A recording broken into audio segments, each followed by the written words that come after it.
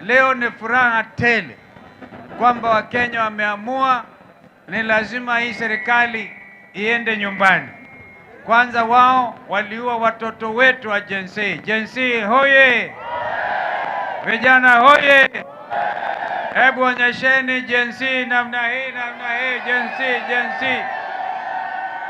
Ili kuheshimu vijana wetu, hata chama cha Wiper tumepindua jina, tunaita Wiper Patriotic Front, ili kuheshimu vijana Gen Z ambao waliuawa na serikali ya Ruto.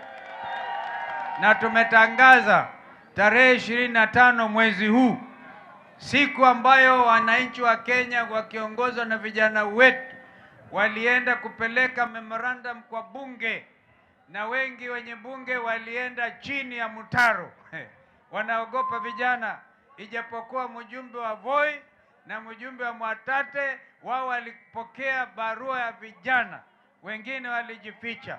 Ndio tumetangaza tarehe 25 itakuwa sikukuu Kenya nzima kusherekea ushindi wa vijana wa Kenya ambao wanasema hawataki watu viongozi wanawapa mamlaka alafu wanaenda kuwaonyesha vile wako matajiri, na wao hawana chochote.